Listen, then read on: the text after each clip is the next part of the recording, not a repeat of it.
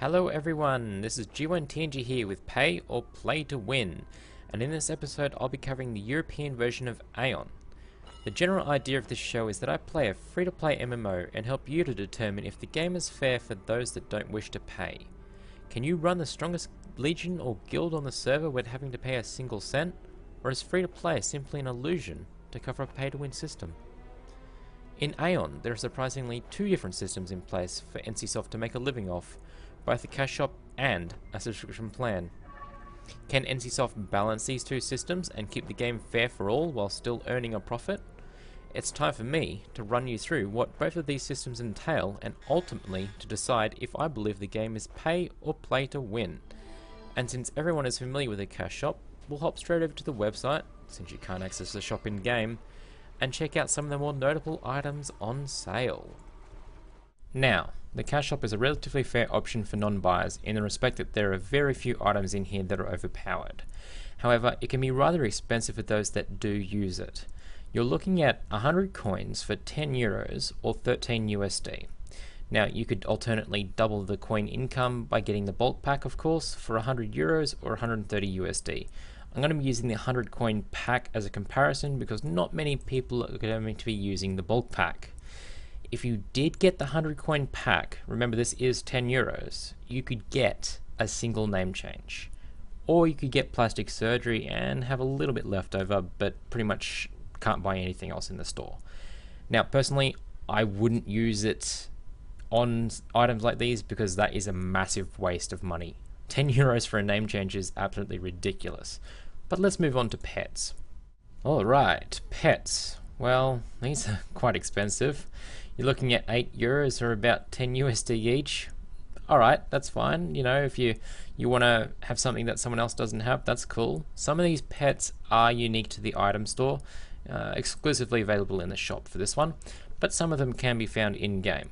I did notice at the bottom here, there was a red Diablo egg. This one here would cost you about 26 US dollars for a pet. That is extremely overpriced for a digital item, if I do say so. Let's just move on to customization. To tell you the truth, I'm not impressed by the prices on the headgear here. Looking at about 3 euros just for a single halo, no.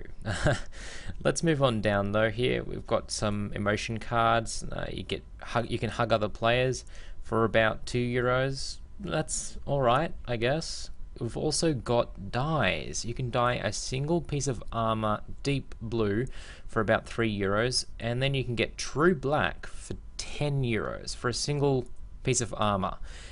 That is rather excessive for some black dye, but hey, you know, it obviously people will know that you're rather unique from the other players.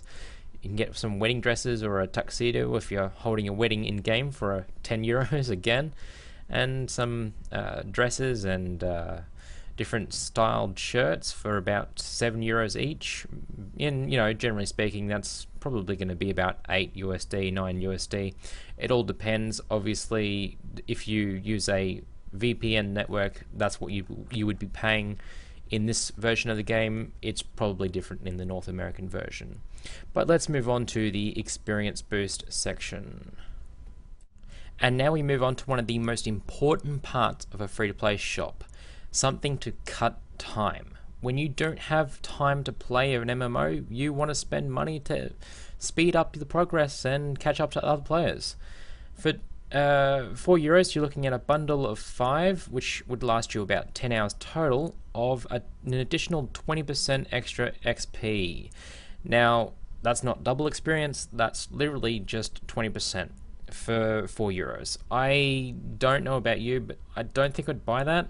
However, it seems to me that that is one of the most useful items in the store, and it's not priced terribly bad. The administrator's boon here. This here stops you from losing experience when you die. That's quite useful. And you can travel through all of Atria for the bargain price of 1 gold. So from town to town, from area to area, for 1 gold per turn, and you don't lose the experience. For a 15-day pass, you're looking at 10 euros. The item itself is great, but I don't think the price is. I think that's rather expensive, to be perfectly honest. For the revival stones, now these are consumed as soon as you use them. You get 1 use out of them. For 5 stones, you're looking at €8, or about 10 USD, and they can instantly revive you on the spot or an ally. Now, I wouldn't pay €8 for a set of 5 revival stones. That just seems extremely excessive to me, but the item is good to have. Let's move on to the premium section. I'm going to skip the instance section because they all range from about 3 to 5 USD for varying instance cooldown reduction rates, when in reality you're better off buying the premium pack, which is actually the subscription service, which we'll talk about in-game. And now for the real meat of Aion's free-to-play service, the subscription. For €10 or 13 USD, you gain access to instant cooldown times of up to 80 hours, an additional 6 character slots, and access to your Legion warehouse, plus full access to the mailbox system and all chat options. Now, by themselves, these all don't seem that bad. However, then you hit the brick wall. Here comes the trade brokers, or rather the auction house. Let's go in here and try to buy something. Consumables, food, let's go something cheap. Let's go for a savory melon, and let's buy that. However, because I am on the starter pack, I cannot use the trade broker. Well, oh, that's fine. Let's set up a private store. I've got to go to school or work today. Alright, I'm going to sell a mana stone, but apparently I can't open a private store either.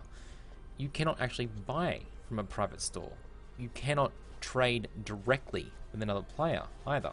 You right-click their avatar and you hit trade request. You get the trade window up. You can't put an item in there, much like you cannot buy an item from the trade broker. It's rather painfully obvious that you're locked out from some of the features that every single MMO that I have played has and relies on. There is no way that you could possibly be a top player in an MMO when someone has instant cooldown times, plus they also gain the ability to trade any items they find from those instances.